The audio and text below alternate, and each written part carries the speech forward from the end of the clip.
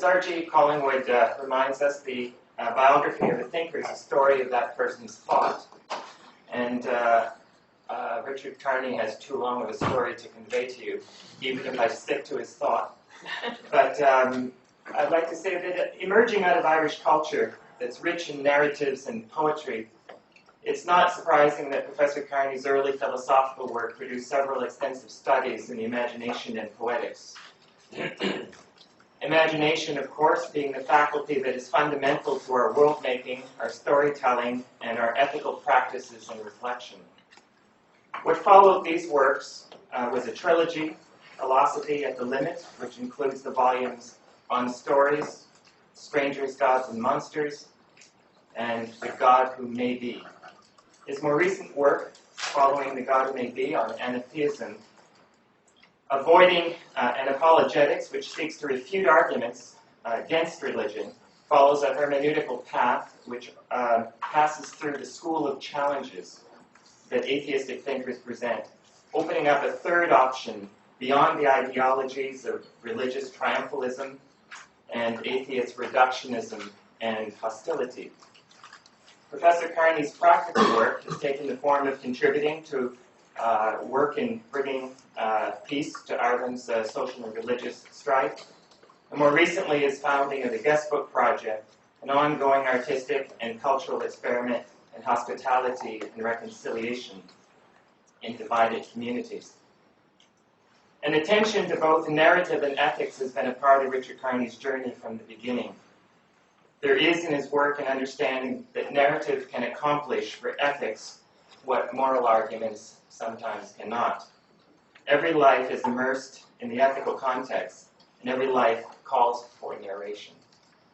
Richard.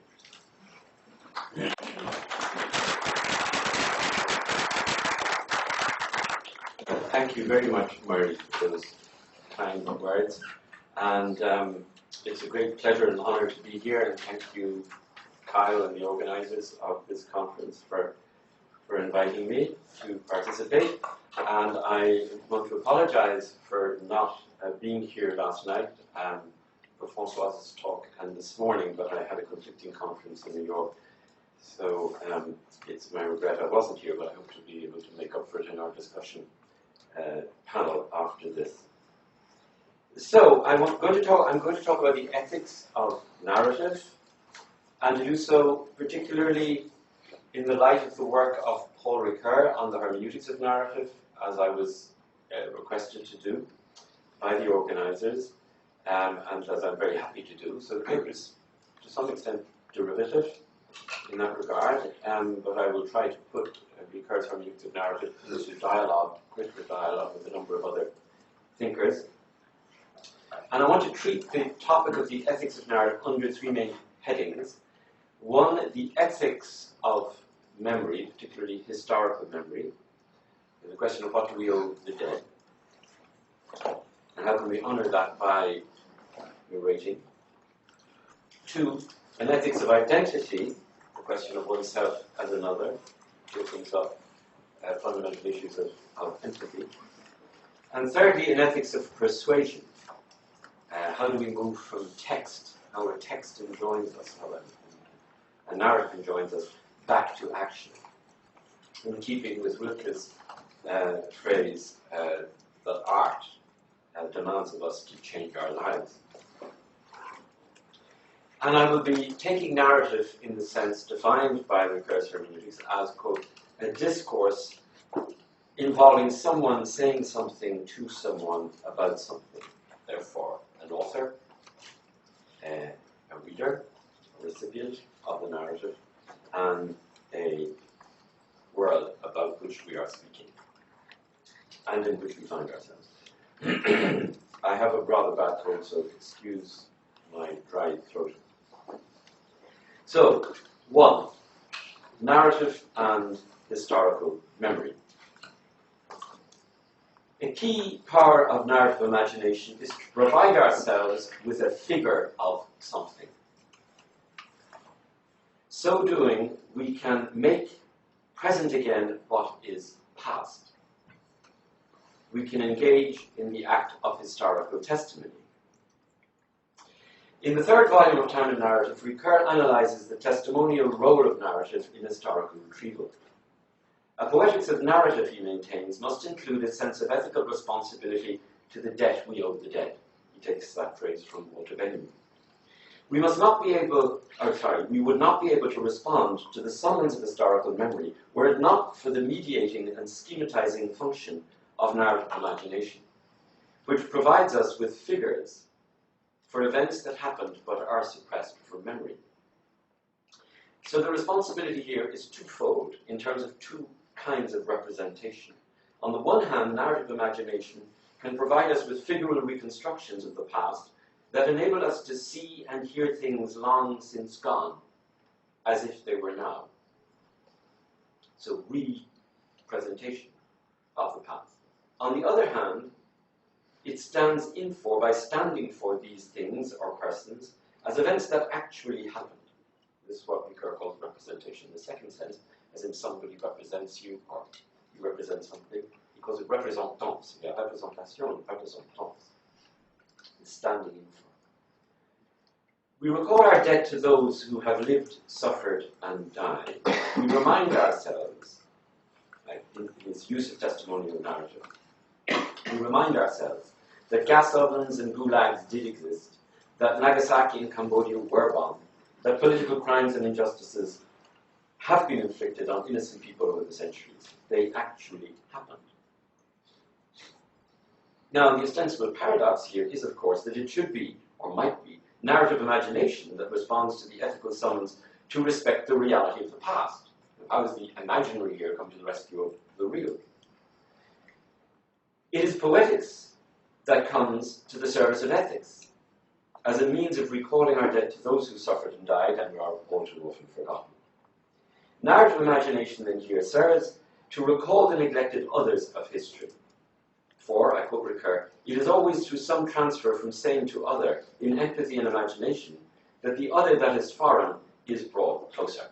And this also recalls Gadamer's definition of hermeneutic imagination as that which brings the foreign familiar and renders familiar foreign. Now, this process of transfer between past and present is by no means obvious. In addition to narrative reenactment, which reappropriates the past as present under the category of the same, historical imagination has a duty to the otherness of the past, by way of expressing the past precisely as past, that is, something that is no more, something different. We are dealing here then with a dual fidelity to the past as both same and different. The hermeneutic act of transfer by analogy seeks to express and address this paradox. It enables us to transport ourselves into alien or eclipsed moments in the past, refiguring them as similar to our own present experience, failing which we wouldn't be able to recognize them. We have to be able to see something. We have to be able to be struck by something past for it to move us in the present, to come back to us in the present, while simultaneously acknowledging their dissimilarity as distinct and distant from us. In short, the narrative reappropriation of the past operates according to a double ethical responsibility. To the past as present, as we represent it now, and to the past, as we cannot represent it now in any adequate, full sense. The immemorial, as Levinas might call it. But then Levinas calls us to the duty of remembrance also, indeed in the very epigraph to Otherwise Than Being, dedicated to the memory of those who died in the Holocaust. It would be interesting indeed here, if we had time, maybe we can come back to it in question and answer, to compare how, say, two cinematic narratives, Schindler's List by Spielberg and Shoah by Claude Lanzmann, are two different attempts to honor the past that needs to be recounted. Spielberg claiming in Schindler's List that we can use fictional dramatization, Hollywood characters, verisimilitude, to render what is past, the story of Schindler's List, present to us today. Whereas Claude Lanzmann declares that such a cathartic use of fiction to present the past is actually a betrayal of Auschwitz, of its irrepresentable character, arguing that it's only the first-person narratives of first-generation survivors that can, in their very brokenness, in their very inability to recount what happened, convey to us the horror of that absolutely irretrievable, unimaginable, unnarratable event. It's the very failure of narrative that actually brings back the horror of the trauma of the Shoah. And that led to a big controversy between the two Jewish filmmakers who were attempting narratively or paranarratively to return to that impossible moment. As I say, if we have time, we could go into that. To the extent, then, that it remains ethically responsible to historical memory, narrative refuses to allow reconstruction to become a reduction of the other to the self. It resists absorbing difference into sameness. So when we talk of narrative imagination providing us with analogies of the past, as it actually was, we would do well to appreciate that the analogous as it actually was, wie es eigentlich gewesen war, as Hegel says, is a two-way trope of absence and presence. To tell it as it actually was is to tell it as if it were similar to what we know, what we can imagine analogously. But also it's the as of the past, the kann, the wie, acknowledges and marks the distance. It's not literally present. It's only present as if it were past. Or it is past as if it were present. The as acknowledges both a similarity and a dissimilarity. Okay, this point I think merits development. Narratives of the past comprise an interweaving of fiction and history. And in fact, in many languages, we use the same term. Histoire in French can mean, raconter des histoires can mean stories, fictions, fables, or faire l'histoire and étudier l'histoire. History as it really happened. Geschichte in German has the same double sense. In most European languages, this is the case. In English, we have story and history, but even there, in common parlance, we'd say, what's a story? And by that, we don't mean you to make something up. We mean you to tell me what happened, what's going on, what's up in your story. So the terms can be used synonymously, in any case. Once you recognize that historical narrative entails a refiguring of the past, we can admit that the telling of history involves the deployment of certain literary practices, plot, composition, character, point of view, and so on. So it makes Simon Schama's History of the French Revolution or Michelet's History of the French Revolution such wonderful works of history and of literature. Literary history. This is why the same text can be at once a great work of history and a great work of fiction, or at least of literature. It can tell us about the way things actually happened in the past, at the same time that it makes us see, feel, and live the past as if we were there. Michelet, Cham, in two cases in point. But from the point of view of literature, you can find a similar fallback effect where Tolstoy's War and Peace can tell us things about the French Revolution and the Napoleonic legacy, which maybe no historian properly captures. Here we might come back to Aristotle's distinction between poiesis and mythos, which can tell us more essentially, poetics can tell us more essentially the truth of something, the eidos, the essence, than any historical chronicle that simply deals with one fact after another, one thing after another. That's the chronicle of the historian. Whereas the poet can tell you one thing because of another, dia, not meta. One thing after another is what the meta is what the historian tells. One thing because of another, implotted in mythos mimesis, is what the poet can tell us. And that essentially can lead to a fictional access that is greater than any literal one. The deployment of novelistic techniques by historians to place some past event or personage vividly before our mind was already recognized indeed by Aristotle, not only in the poetics, as I just mentioned, but also in the rhetoric. And this is under the title of lexis, or locution, a way of making things visible as if they were present. The danger is, of course, that the figural as if might collapse into a literal belief, so that we will no longer merely see as, but make the mistake of believing we're actually seeing, literally. We forget the as. This hallucination of presence, easily conducive to pathologies of dogmatism and fundamentalism, literalism, calls for ethical vigilance by historians in order to sustain a proper dialectical balance between empathic belief and critical disbelief, identifying but also keeping a distance. But freedom from illusion is not the only ethical responsibility of narrative. Equally important is the responsibility to refigure certain events of deep ethical intensity that conventional historiography might be tempted to overlook in favor of a so-called objective explanation of things. Think of Karl Hempel's notion of historiography. In a case like the Holocaust, it would seem that the practice of neutralization is quite inappropriate. The biblical watchword, zakor, remember, is, as Ricoeur reminds us in Volume 3 of Time and Narrative, more ethically fitting in such circumstances. We should not be neutral. This is something Primo Levi, a survivor of the camps, makes hauntingly evident in his resolve to tell the story as it happened in the most vivid fashion imaginable, using every literary device he is capable of. The recourse to narrative tropes and devices to achieve this impact is motivated throughout by an ethical imperative. People must never be allowed to forget lest it happen again, Primo Levi's words. Or as he puts it in his conclusion to Si c'est un homme, the need to recount to others, to make the others participate, acquired in us before and after our liberation the vehemence of an immediate impulse. And it was in response to such a need that I wrote my book. It was an ethical imperative to tell the story. And once he's told it again and again and again, surviving Auschwitz, drowned in the same sea, he then committed suicide. Jumped from the story of his Turin apartment.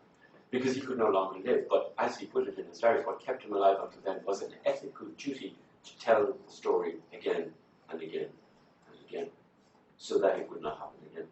Now, in such cases, dramatic, moving, personal, rememoration of suffering takes on an ethical character quite distinct from the triumphalist commemoration of history's great and powerful, which all too often becomes very abstract. Personifications rather than persons. Think of triumphalist statues and memorials. Where the triumphalist tends to legitimate ideologies of conquest, the testimonial moves in the opposite direction, towards a felt reliving of past trauma or horror, as if we, readers, listeners, spectators, were actually there. The distinction is important, I think. The cause of the tremendum horrendum needs narrative imagination to plead its case, lest it slip irrevocably into oblivion. The horrible, as Ricoeur says, must strike us as horrible. Horror attaches to events that must never be forgotten. I continue the quotation from Time and Narrative, Volume 3, Conclusions. It constitutes the ultimate ethical motivation for the history of victims. The victims of Auschwitz are par excellence the representatives in our memory of all history's victims. Victimization is the other side of history that no cunning of reason can ever justify, and that indeed reveals the scandal of every theodicy of history. In narrative testimony, then, the refigurative powers of imagination prevent historiography from neutralizing injustice or, quite simply, from explaining things away. And this ethical task of preserving the specificity and concreteness of past suffering from sanitizing and marginalization or extraction applies not only to positivist historians, such as Hempel and others, but also to the ontologies of certain philosophers. I'm thinking particularly here of Hegel's rules of reason, or Heidegger's own musings on the destiny of technique, which put gas chambers and combine harvesters into the same category, where Geschichte, as story and history, becomes Geschick, destiny. The ethical role, and indeed the recent controversies on the Black Notebooks, I'm thinking particularly of the recent essays in the New York Review of Books, the New Yorker, and last week in Le Monde, the two pieces in Le Monde, tackle this question kind of head on, and it may be something we can come back to in the panel. It seems to me an important question. Not to be scapegoating Heidegger, but to address this link between Geschichte and Geschick. History and destiny. All right. The ethical role of narrative in remembering the horrible is tied to a specific function of individuation, namely, the need to respect the unique character of certain historical events and the persons who suffered and died. Dachau, Hiroshima, the Gulag, My Lai, Bloody Sunday, the Killing Fields, Sabra and Shatila, Tiananmen Square, Rwanda. Naming them particularizes them, telling the story brings them back. Such historical horrors of our century cannot be explained away as cogs in some dialectical wheel or as epiphenomena of the Zeitgeist or the Seinsgeschichte. Yet it is just this relativizing tendency that our current culture of simulation evinces when it reduces narrative imagination, sometimes to a play of imitation, devoid of historical reference. Fred Jellison decries this tendency to eclipse the historically unique as, quote, a postmodern cult of the depthless present. But other commentators, Baudrillard and Lyotard among them, seem at times to celebrate this liquidation of reference.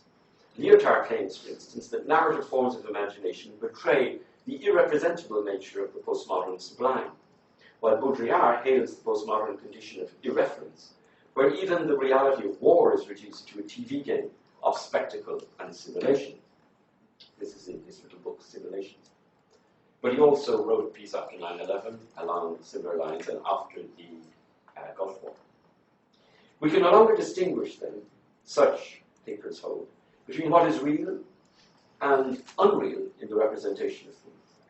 And one is tempted to conclude that it's a short step from Baudrillard's kind of thinking here to the claims of revisionist historians like Fouesson or David Irvine that the gas chambers never existed, or Nolte's claim that the Holocaust is not a unique event but merely one of a variety of similar events. This is part of the historical strike in German historiography relating to the Holocaust, Nolte being a German historian who was relativizing in many respects the Holocaust by saying, yeah, it was bad, but you got to remember, there were lots of other things going on at the same time, which there were. But what was unique about it, and indeed about every other Holocaust or genocide, that distinguishes one from the other, and that allows us sometimes to say, well, this is worse. In any case, and was pointing to some of those kinds of distinctions and discriminations and discernment in her paper. In any case, what this so-called postmodern cult of irrepresentability and irreference, non-reference, appears to put into question is the power of narrative imagination to retrieve historically real events for our ethical consideration in the here and now. And I say that acknowledging that neither Baudrillard nor Lyotard would in any sense be revisionists or apologists or negationists when it comes to the Holocaust. Far from it. Now, against such a position, we could reply, the more narrative singularizes historical memories, the more we strive to understand them. And the more we understand them, the better able we should be in the long run to explain them, rather than simply suffer them as emotional trauma. It is not then a question of opposing subjective stories as felt to objective explanations as thought. It's a question of appreciating that explanation without narration is ultimately inhuman, just as narration without hope of explanation runs the risk of blind irrationalism. And here, of course, we're talking about bringing together the categories of Verstehen and Erklären, which belong to the natural and the human sciences, going back to Durkheim's distinction in the first place. As Ricoeur put it famously, expliquer mieux c'est mieux comprendre, comprendre plus c'est mieux expliquer. So that Verstehen and Erklären, understanding and explanation, understanding is an existential narrative understanding, can actually complement and supplement each other rather than being part of some dichotomy. The refigurative act of standing for the past provides us with a figure then to experience and think about, to feel and reflect upon. I quote Ricoeur, fiction gives eyes to the horrified narrator, eyes to see and to weep. The present state of literature on the Holocaust provides ample proof of this. One counts the cadavers, or one tells the truth of the victims. Or, one might add, one does both. You need to count, we need to know how many there were. That's forensic, statistic, historical, empirical work. 6 million Jews, 1 million gypsies, whatever. And we need to understand, by means of narrative, and literary narrative in particular, how they felt, how they felt. If history-telling then forfeits this testimonial vocation, it risks becoming a spectacle of exotica or a repository of dead facts, pure distance. Neither option is acceptable. Quote again, Ricoeur, there are crimes that must not be forgotten, victims whose suffering cries less for vengeance than for narration.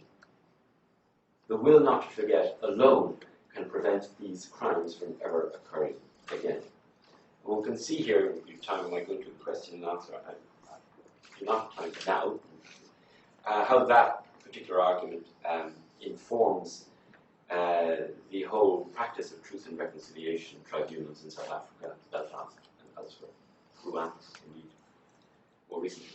So this ethical task of memory is not simply an individual responsibility, it's also a collective one. And here, it seems, the ethical debt to social memory joins forces with the poetical power to narrate. And we recall that the two modes of narrative, fiction and history, share a common origin, not just in the etymology, word, Geschichte, Histoire, etc., but in epic, in the genre of epic, which has the characteristic of preserving memories on the communal scale of societies. All civilizations and cultures begin, somehow, and in some sense, in an epic, which explains us to ourselves and to others. Placed in the service of the not to be forgotten, this poetic power permits us to live up to the ethical task of collective anamnesis. The ethical rapport, then, of narrative to history must be summarized accordingly under the following aspects. 1. A testimonial capacity to bear witness to the reality of the past with its untold suffering. 2. An analogizing capacity to make present those who are absent or other than ourselves, representative capacity. And 3, a utopian capacity to project future responsibilities where justice might at last prevail. I don't have time to go into the latter, but again, if we have time for question and answer, we might look at, say, Ricoeur's work on Ethos for a New Europe, where he says we cannot have a European identity if we do not cross our memories and exchange our memories transregionally, transnationally. We don't acknowledge the hurts, the traumas, the wounds, then we cannot actually then project a future together. The exchange of stories of suffering is absolutely indispensable. And I think that's also the truth of the truth and reconciliation. You can't have reconciliation without truth, unless the story is told, irrespective of amnesty or penalty or punishment of any kind. We cannot move to reconciliation. And this has certainly been true of Northern Ireland. All right, again, something we might come back to, but for now, I move on as briefly as possible to my second part of the paper, shorter than the first, narrative and self-identity. The very notion of selfhood, individual and social, is challenged by certain philosophical discourses where human subjects are sometimes reduced to effects of signifiers. The best answer to this challenge of identity is not, I suggest, to return or have recourse to some substantialist notion of the person as an essence or cogito or ego. We might do better, I think, to consult the resources of narrative. The most fitting response to the question, who is the author or agent, is, as Hannah Arendt says, to tell the story of a life. Why? Because the enduring identity of a person as a who, not a what, as an ipse, not an idem, presupposed by the designation of a proper name, is provided by the narrative conviction that it's the same subject who perdures through its diverse acts and words between birth and death. The story told tells about the action of the who, and the identity of this who is a narrative identity. This is what Ricoeur in chapters 5 and 6 of Oneself as Another calls the ipse self, drawing very heavily from Hannah Arendt's notion of the who. The narrative self involves an ongoing process of self-constancy and self-rectification that requires imagination to synthesize the different horizons of past, present, and future. This is something already recognized by Heidegger in his hermeneutic reading of Kant's transcendental imagination in the Kant book, Kant and the Problem of Physics, in 1929. and informs me his whole understanding of Dasein.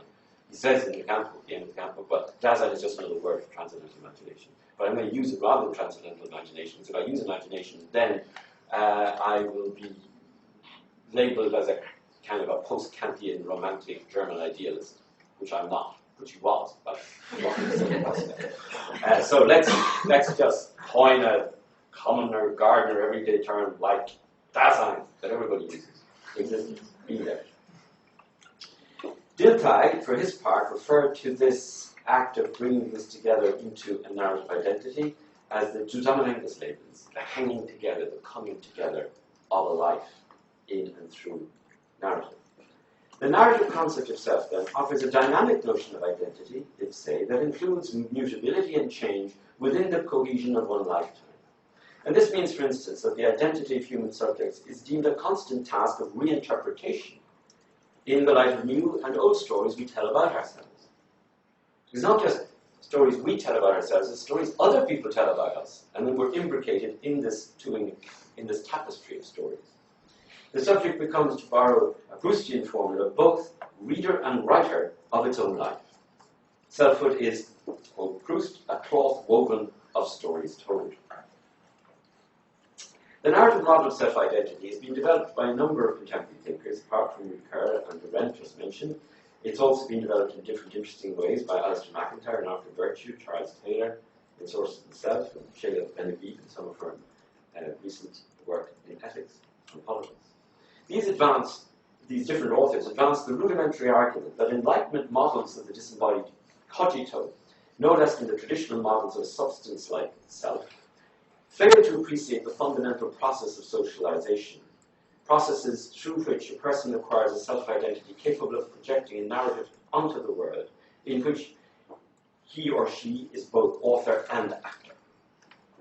Moreover, the narrative model of identity suggests that the age-old virtue of self-knowledge, first promoted by Socrates and Seneca, involves not some self-enclosed ego, as we moderns might tend to sometimes mistakenly assume, but rather hermeneutically examined life, freed from narrative archaisms and dogmatisms. Think of Plato.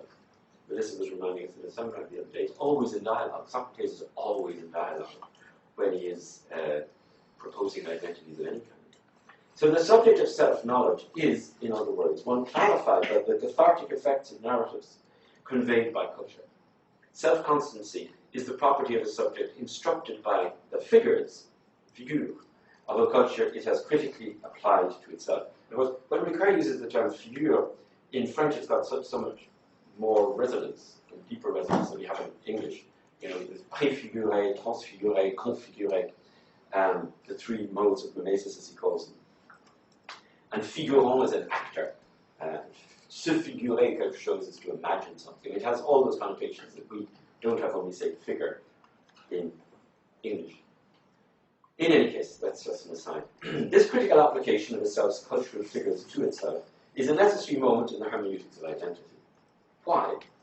Because storytelling can also be a breeding ground of illusions, distortions, and ideological falsehoods. In configuring heterogeneous elements of our experience, narrative emplotment can serve as a cover-up. Narrative concordance can mark discordance. Its drive for order and unity can displace and deny difference. Indeed, as Lyotard, amongst others, reminds us, even emancipatory narratives can degenerate into oppressive grand narratives, including, for him, the Christian narrative of redemption and the Enlightenment narrative of emancipation. The question of power interests cannot therefore be divorced from the hermeneutic analysis of narrative. We're constantly in need of a hermeneutics of suspicion, Freud, Marx, and Nietzsche, to be applied to the deceptive proclivities of narrative.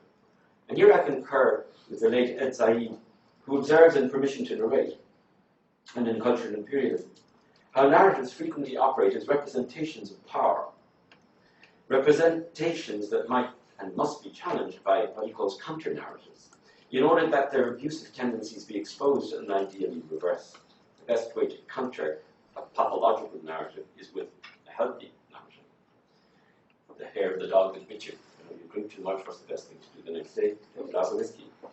You find the cure to the poison, you get a nettle stain with the dock leaf beside the nettle stain. So counter-narrative is the best way of countering bad narrative. But these so-called counter-narratives that he recognizes are themselves forms of narrative, alternative stories to the official story, emergent stories of marginal or truncated history, indirect stories of irony and subversion. Such unofficial narratives brush history against the grain. They put the dominant power in question. A similar argument obtains at the level of individual identity. Here, the process of narrative self-critique takes the form of a cathartic clarification, whereby the self comes to know itself by retelling itself, psychoanalysis.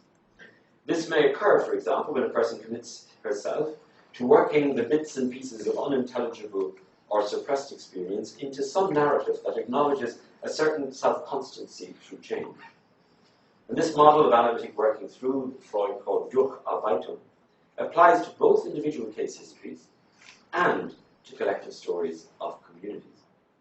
For just as psychoanalysis shows how the story of a life comes to be composed through a series of rectifications applied to preceding narratives, the history of a society also proceeds from the critical correction new historians bring to their predecessors' accounts. Thus do communities come to know themselves in the stories they tell about themselves. Take the classic case, as Ricoeur does in the conclusions to Time and Narrative, of biblical Israel. It is, he argues, in the perpetual recounting of its own foundational narratives, Genesis, Exodus, Kings, that the historical community bearing its name is formed. Exemplifying the hermeneutic circle of narrative identity, Israel draws its self-image from the reinterpretation of those texts it has itself created. For communal identity, no less than for personal identity, stories proceed from stories.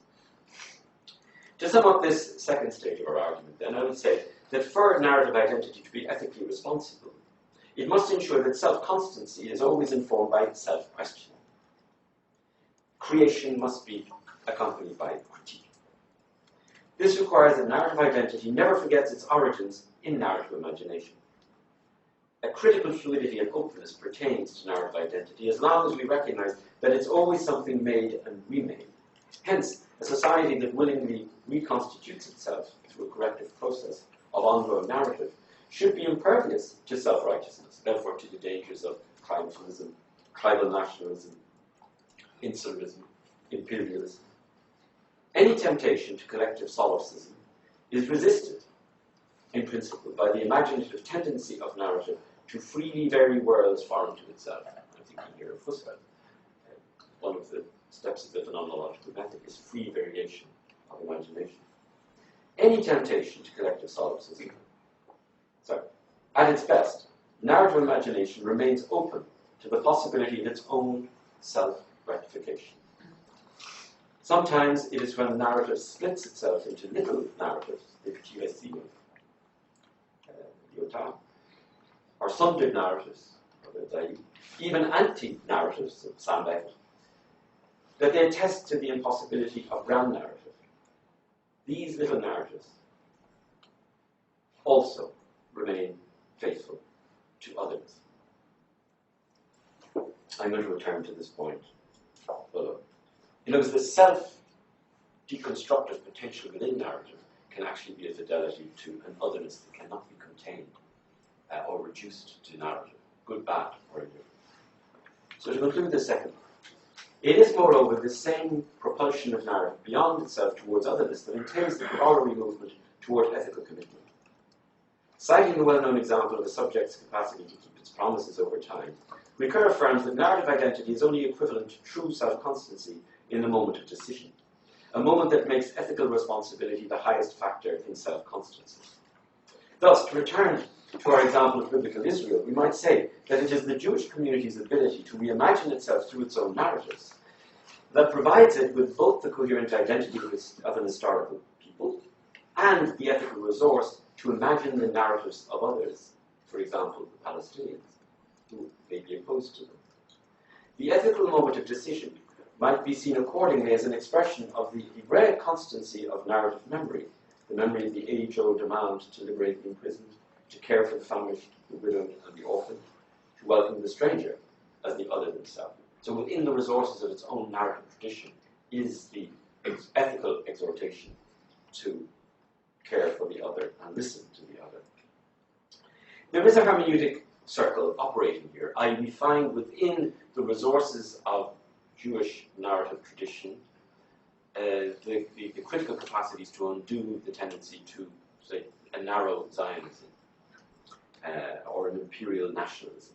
So it's within the narrative life of Israel that you can find the counter-narrative to the oppressive and potentially depressive narrative. But there are limits to this self-interpretation or this hermeneutic circle too that prevent it from becoming ever a vicious circle. First, there is the decision mentioned above, which, though profoundly informed and galvanized by narrative, ultimately cuts across the narrative circuit and stakes a claim for action as we move from text to life world. Second, we eventually have to move back to life from narrative. We figured by the narrative, as we heard. Second, there is a moment of responsibility to the other in decision, who, although heard and witnessed by narratives, is, as other, nevertheless irreducible to our narratives in the final analysis. Levinas describes this very well as an ethical obligation to the face of the other, which cuts across our narratives and says, where are you? Who are you? And you reply, if you're ethical, Muvasi, your hands, in the accusative. You're no longer a nominative narrator who exists in the dative or the accusative. Here I am. Either way, there is a recognition here that narrative imagination may indeed have full poetic license within the imaginary, but that it encounters limits to its own free play when confronted with the irreducible otherness of the other. Narrative imagination then is ethical because it's answerable to something or someone beyond itself, so that even when it knows no censorship within the text, it knows responsibility beyond the text. Here, it'd be interesting to look at on question of censorship. Say Kubrick, who said when Clockwork Orange came out, and he saw that there were copycat killings based on the Droog rapes and murders, he called for the film to be withdrawn and said, a story is a good story. This is not what I intended. I wrote a book, as did Burgess. I made a film, as did Burgess when he wrote the book, Burgess, against rape and murder. But it's so misinterpreted by the public that I'm withdrawing the film. And he did for a certain amount of time. So there's a lot in that. Oliver Stone was called to withdraw Naturally Born Killers because of a series of copycat killings in America, in the Midwest, when his film was released. And he had very interesting arguments as to why he should not be caught. But again, that would take me too far afield, and I want to conclude. So, third and final part of the paper, narrative and persuasion. The idea that narrative is ethically vacuous is further belied by its evaluative dimension as persuasion.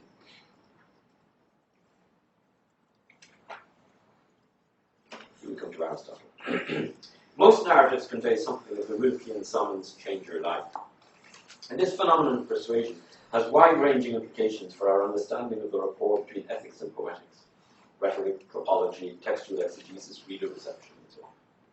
Narrative persuasion involves some element of ethical solicitation, however tacit or tangential. I'm not talking here of a morality of rule, which would be antipathetic to poetic liberty. You can't bring Kant into Joyce. It doesn't work. I support here Ricoeur's maxim that the imaginary knows no censorship, and repudiate the intrusion of any kind of moralizing dogmatism into the free space of creativity. Rushdie had full license, in my view, to imagine whatever he wanted in the Satanic verses, as did Kazantzakis in The Last Temptation of Christ, and Martin de Sade, for that matter, in the Economy of the World. What I'm talking about here is not a moralism of abstract movements, but an ethics of phronesis, concerned with cultural paradigms of suffering and action, happiness and dignity. As Aristotle first acknowledged in the Poetics, narrative, understood as mythos mimesis, implotted action, teaches us essential truths about human experiences, unlike history which is confined to facts. And these essential truths are ultimately and intimately related to the pursuit of possibilities of happiness or unhappiness. That is, the desire for the good life guided by practical wisdom, phronesis. The fictional narrator then presents us with a variety of ethical possibilities that the reader is then free to choose from, discarding some, embracing others. The narrator proposes, the reader disposes. But the pact of trust and exchange, struck by narrator and reader, always carries some evaluative charge. it's not neutral. I quote Ricoeur. The strategy of persuasion undertaken by the narrator, this is an little essay called Life and Quest of Narrative.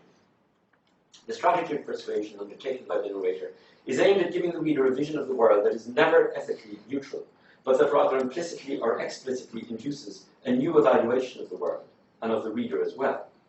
In this sense, narrative already belongs to the ethical field in virtue of its claim to ethical justice. Still it belongs to the reader, now an agent, an initiator of action, to choose among the multiple proposals of ethical justice brought forth by the reading. End of quote. A further word on this. It's because ethical phronesis implies just thinking and a desire for the good that Aristotle considers it has a significant role in poetic mimesis. There is no imitation of an action that does not give rise to approbation or reprobation relative to a scale of goodness.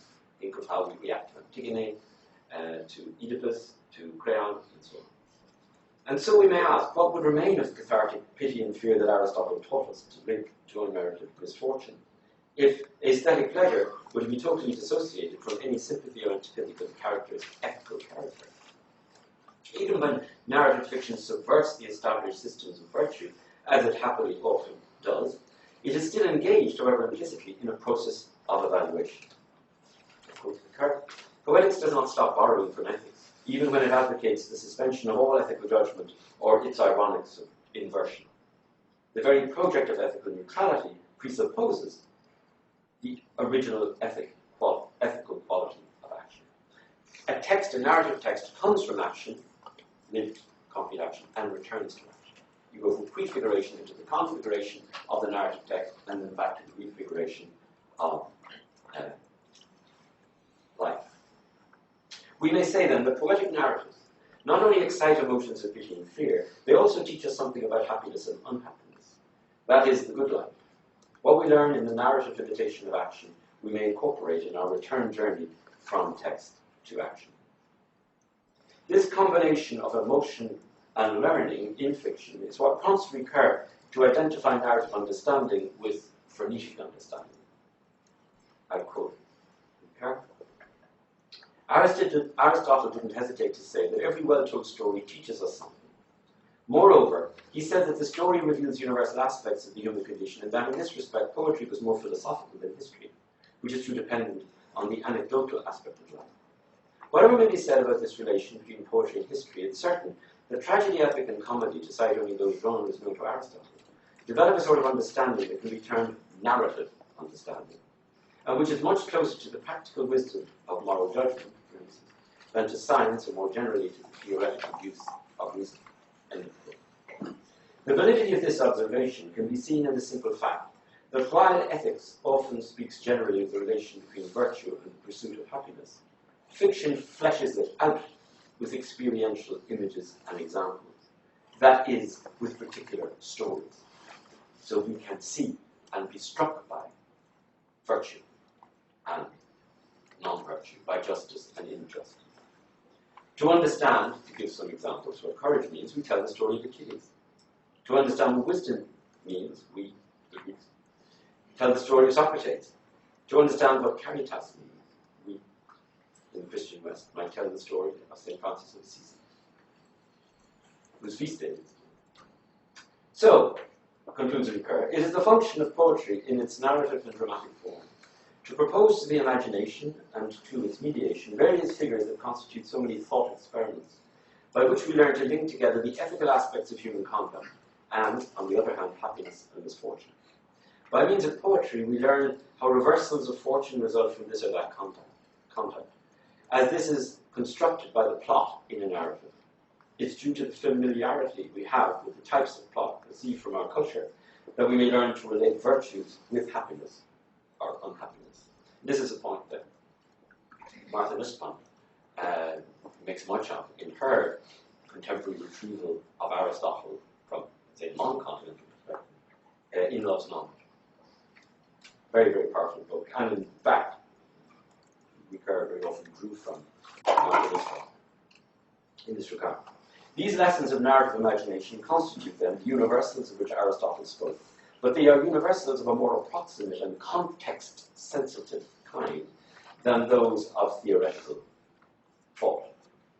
We may speak of narrative understanding then, in the sense that Aristotle gave to phronesis, by contrast with the abstract logic of pure theoria.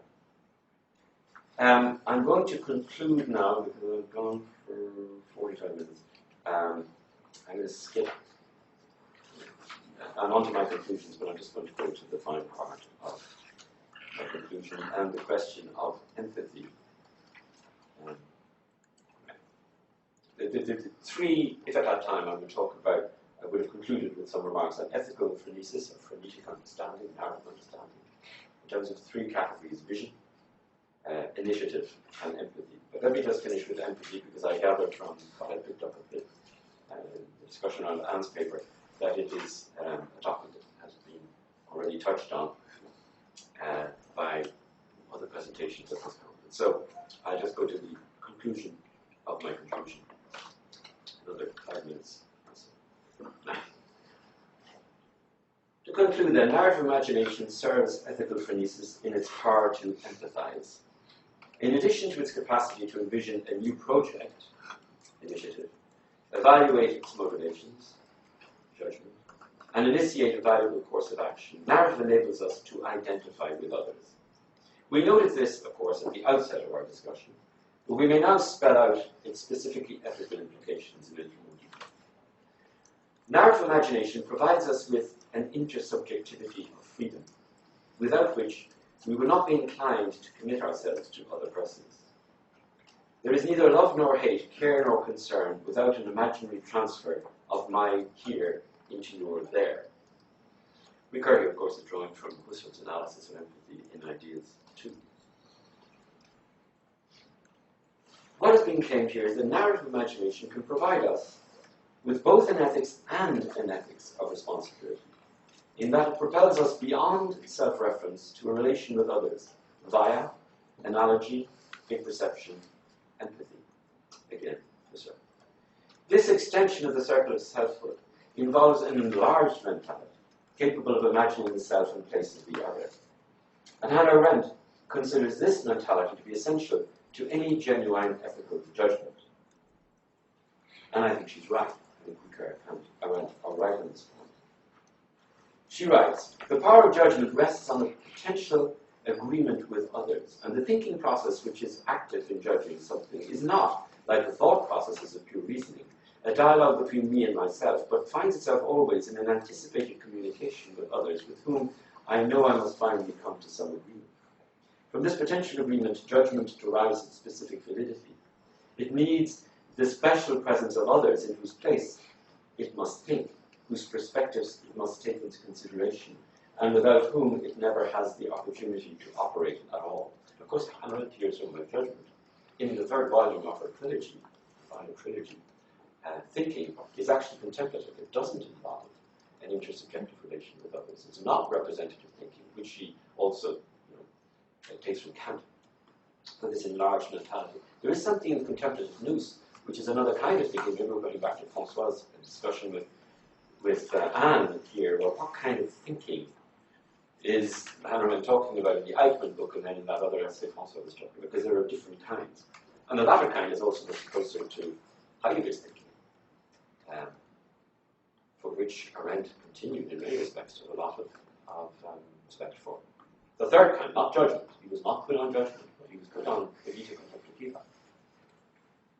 The other kind of thinking.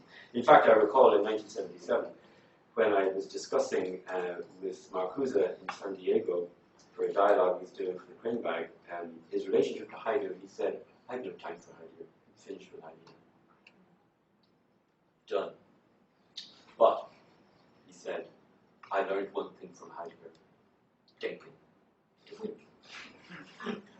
So, we can go back to that. This argument finds support in Proust's claim, this argument of enlarged mentality. In Proust's claim that narrative imagination, most conspicuously at work in literature and art, is the form of human relation nearest to genuine altruism. There's a long quote here from Martin Nussbaum, but I think, which is wonderful, but I think I have to let it go in the interest of time. The point in any case, in Nussbaum's arguments about the enlarged mentality, and in Hannah Arendt's, is not to conflate art and life, imagination and reality, text and action, but to see how, guarding their distinctive character, they can interweave and complement each other. I'm not arguing that poetics and ethics are exactly the same, only that they can, at propitious moments, be mutually supplementary. Poetic imagining has the capacity to make us better human beings. Ethical action has the power to solicit imaginative empathy with others. So to recap, the representative mode of narrative, which Ricoeur, Arendt, and Nussbaum all subscribe to, where I represent myself as another, in and through a literary narrative, this representative mode may serve to liberate us from narcissistic interests without liquidating our identity altogether.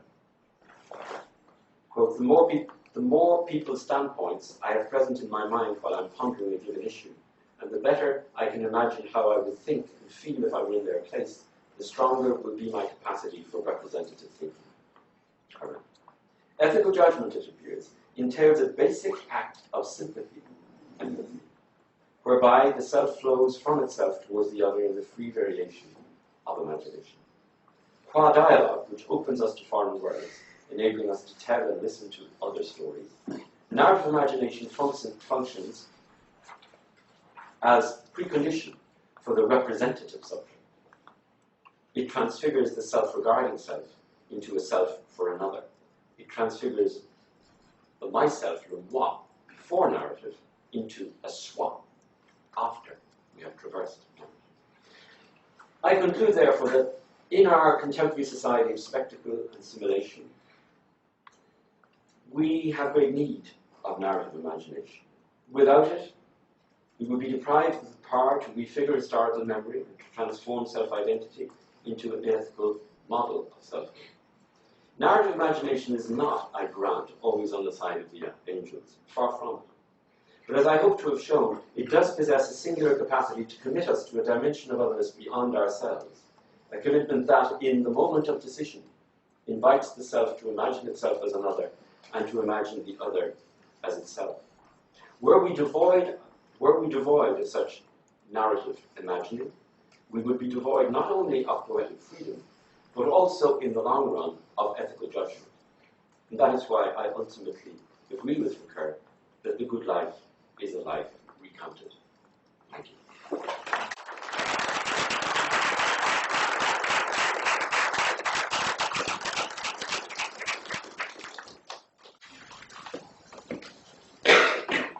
Timo? Thank you very much, Richard, for the very clear and illuminating paper. So the very last point, though, is it really, well, trying to now play the role of a Ricoeurian here, is a good life only really a life recounted? Or shouldn't we say that it is a life recounted in form of with and for others, and then even more emphasis in the words in just institutions? I was very happy to hear you not go into the book oneself as another and then to this little ethics of Ricoeur, but rather to the conclusions of Time and Narrative 3, where he then proposes in very substantial manner the idea of narrative identity, well before oneself as another. But what is striking there, and what has caught my attention, is what he says there, in the middle of his conclusions, explaining what he means with this ipse identity, this narrative identity, that is also ethical. Now the question is it a subject's identity? And why is it ethical? And this is what he says, this one line. A narrative identity, as, now quote, self-constancy, refers to a self instructed by the works of a culture that it has applied to itself. The point here, which you quoted, and the point here being, you also quoted the line referring to biblical history, namely this self-identity is borrowed from the history of a particular community. Now, if this is how a subject comes to have some sort of self-understanding, as if reading it back from the communal story, not a subject's story, but from the communal story, isn't that the basis for ethical political being? Because it carries the both connotations there, both ethical and political. And shouldn't this then be precisely the reason that it is not a story recounted, but also a story recounted, particularly with and for others, in just institutions. Yeah, absolutely. I agree 100% with everything you said. And the only reason I didn't end my talk with a line, that is why I ultimately agree with Ricoeur that the good life is a life recounted with and for others and just institutions, is that the latter sentence is longer. And I've been talking for too long. And I hope that what I suggested during the course of the paper made it very clear. That's what I was doing. But you're absolutely right. Unless it is understood that a life recounted is with and for others and just under institutions, then an ethics of narrative is very poor indeed, because it could just be, solipsistic psychotherapy. You go and tell your story to another person who gets paid very well to shut up and listen, and nod and say you're right or not nod, makes you feel more guilty, so you'll come back again next week. Or to really help you, which probably happens most of the time in psychotherapy. That one-to-one model is certainly not what I'm suggesting. It's kind of an echo on the unexamined life is not worth living, the unnarrated life is not worth living. But the unnarrated life, with and for others, in just institutions, absolutely. And, I hope that, in my view of things, and certainly in Ricoeur's and Arendt's and Nussbaum's, their notion of narrative understanding and narrative ethics always has that political communal element. It's not just the individual going through a journey of their own individual souls. Not that that's not important too. It's very important. Yes. First, yeah. Thank you. Lovely paper, and the comment that I had relates very much to Team was, and I think you may have already answered it, but I'm going to go ahead and ask it anyway, which has to do with the question of enlarged mentality and the question of what's going on there. Is it that I occupy potential or possible subject positions, and so they're effectively empty subject positions, or is it a question of something more empirical that I have to go out and talk to people and try to figure out how the world looks like from their point of view? Yeah. Because Arendt, of course, has got into trouble in that regard in terms of very Eurocentric worldview that has made it difficult for her to understand race in America, for instance. I think there in the conversation, not to make this a philosophy of proper names, I think that Ricoeur and Nussbaum are much more international in their examples of representative thinking and enlarged mentality. Simply because they cite far more examples, in fact, curiously. And the examples that they cite are not at all Eurocentric. That's an empirical point, but it's interesting because we're making an empirical point that it's not just the Husserlian free variation of possibilities. Which is not just Husserl, it's also Heidegger. Heidegger also falls, in my view, into that ontological, epistemological trap. That you can get to an intuition of an essence of something without actually ever encountering an empirical example, except maybe as a pretext to get you going, right? This table here. But then you freely vary all those empty possibilities of tableness, and you can get to the intuition of it through that. That is a form of transcendental idealism, and I don't think Heidegger actually ever fully got out of that. And I think in relation to the Black Notebooks, I'm going into this because it can become very reductive and very journalistic. But I think if he actually thought of the individual Jews who he knew, he was not at all anti-Semitic. But when he goes into his ontology of destiny, international Jewry becomes an ontological possibility. It's not about real people. He would have abhorred the killing of real people that he knew and loved and so on. Marcuse, Sophie Marcuse, Herbert Marcuse, all his students are Arendt also, needless to say. But I'm not talking about them, you would say. They're empirical. They're real. I'm talking about transcendental possibilities of being in the world, Yeah. And the Jews are worldless. But Hannah Arendt was in your world, she was in your office, she was in your bed, she was in your life. Yeah, but I'm not talking about her. I'm talking about the ontological category of the Jew, as I'm talking about the ontological category of the American, right? It's not Americans, they're very nice people. Bill Richardson, who came and sat down with me, I wrote the preface to his book, he's really nice person. I just don't like Americans because of the role that Americanism plays in the ontology. So that's where enlarged thinking, as just a free variation of possibilities, ontological possibilities, forgets the ontical and the empirical. So I'm absolutely with you and Timo that it has to come back to real suffering and real action in real contexts. and real communities. And I think real- that's where you were going with Yeah, it, and and where real- record goes with it. Yeah, real communities. Could I just have a very, very brief clarification? And in that regard, not to go to graphic, I mean, Ricoeur was, not to get too biographical about this, but he was a public intellectual who constantly dirtied his hands in public debate. You know, about Le Sang, the infected blood. He had a huge intervention there with Jospin, with Bocard.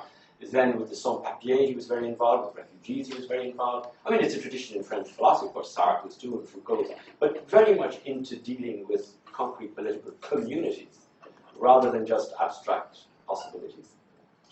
Yes, Kimo.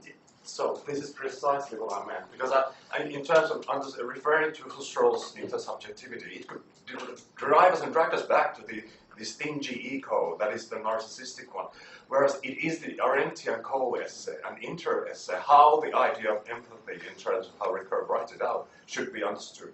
So the ground is the communal one, it is the Arendtian one, precisely as opposed to. But I think there's an important blending of the possible and the actual, because imagination does respond to actual suffering, but also expands and amplifies that in terms of possible sufferings.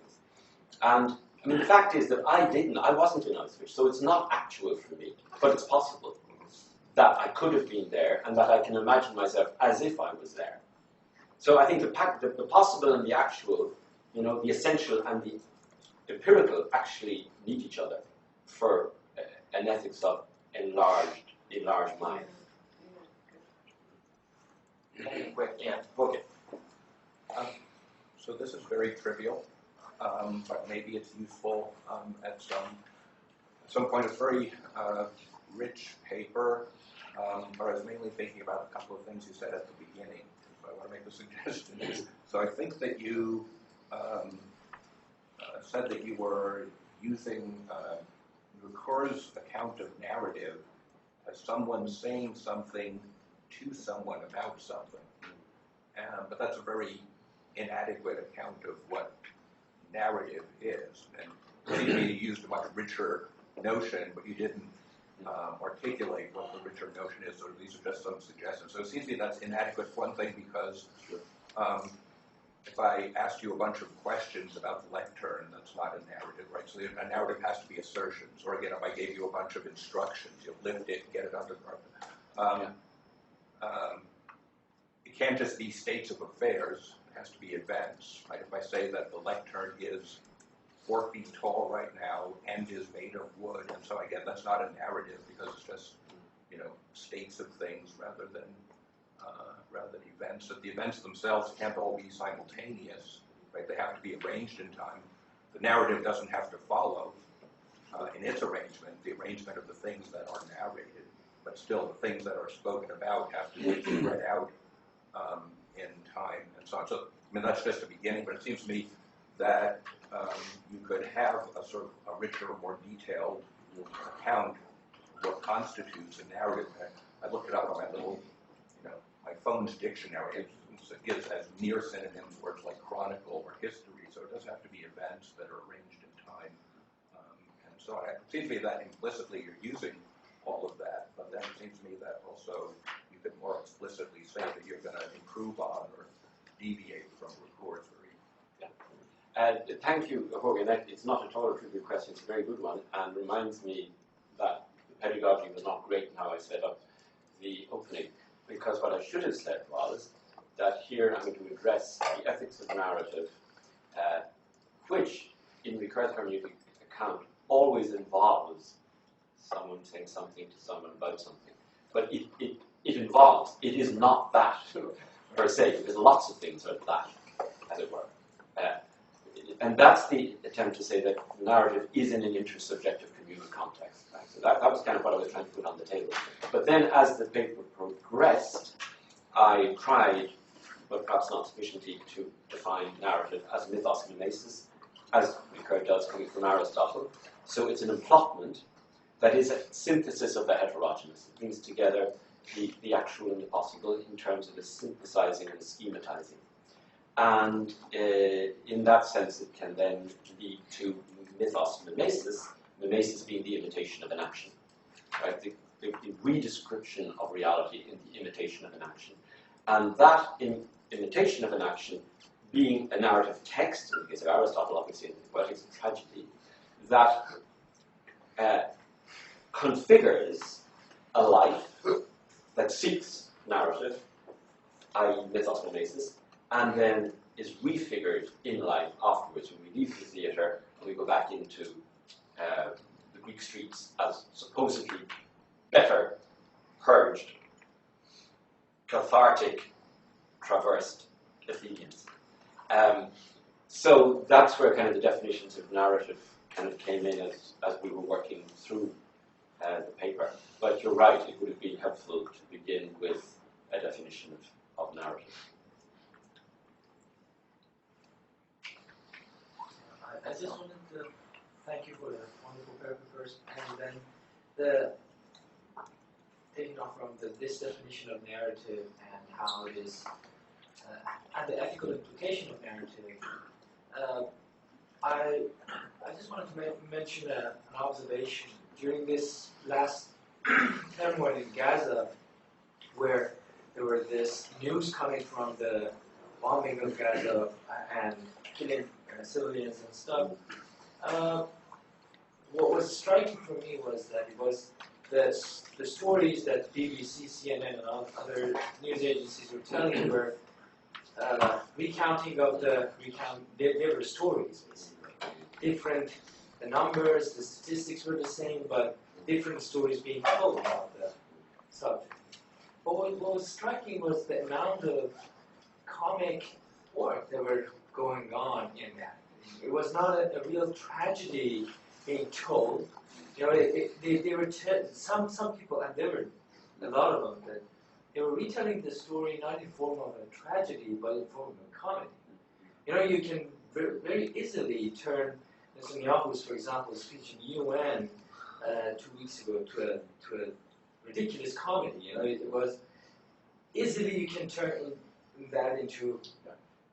Or, for example, as an example, just say, for example, said, okay, we text message people to get out of their house before bombing their houses, but Jon Stewart said in Daily Show that, okay, so where can they go? Have you been to Gaza? They have to jump into the sea, you know, swim for it, you know, basically.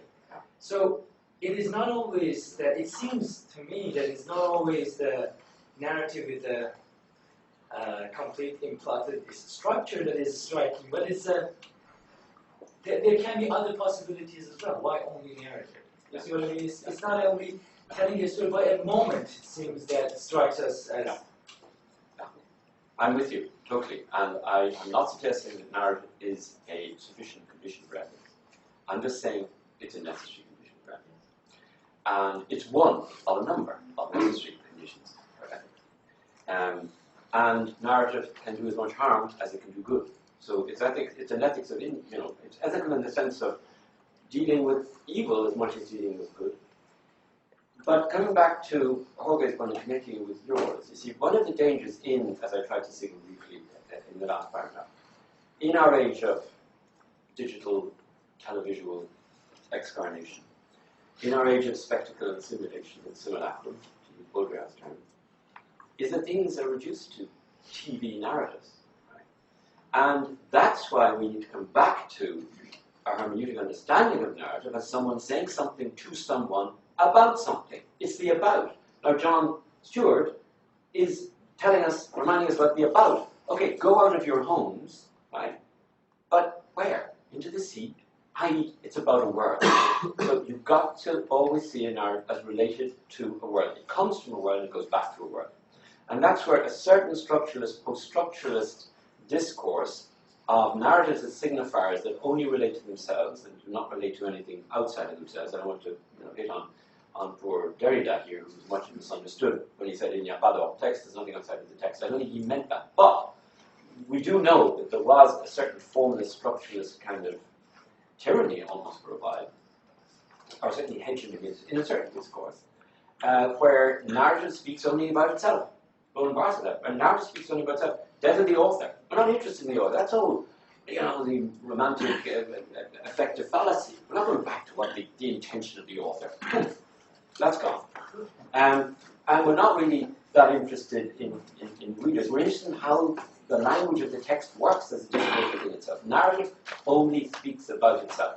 That's what I'm challenging with this idea of an ethics of narrative. Not for a moment to suggest that Roland Barthes was unethical, no. But he was in performative contradiction because he declares the death of the author, right? It becomes a bestseller, right? And then he goes and collects his royalties. But Gallimard might have said, "But hey, I thought you were dead," And no, I'm alive and well, but that's not what I meant at all. I'm dead in the narrative, but I'm not dead in real life. So to say the narrative is someone saying something to someone about something, the about something is the world. And the world is not just a literal world, it's the world that precedes the text, which the text refers back to, let's say Joyce's Dublin in 1904. But it's also the world opened up by the text, right? The world of the world. The matter of the text, as Gavin would say. And that's an ontological realm of possibility, a laboratory of possibilities. That's as much part of the world as the literal, real world of suffering and action that we come from into narrative and then we go back to after narrative. So it's just to keep, do you see what I mean, the hermeneutic circle open to that gap into the world and into community that staves off solipsism, be it personal solipsism or communal solipsism. And I think Husserl's phenomenology, to which I'm deeply committed, had to interrupt itself, and the rest of phenomenology was a series of attempts to interrupt Husserl's phenomenology, i.e., the fourth and fifth Cartesian meditation, Continental solipsism, and how does empathy get us out of that, the other. So that's where the world comes in. Maybe we can continue with the round table and have a break. Is it time? Yes. Good. Thanks very much.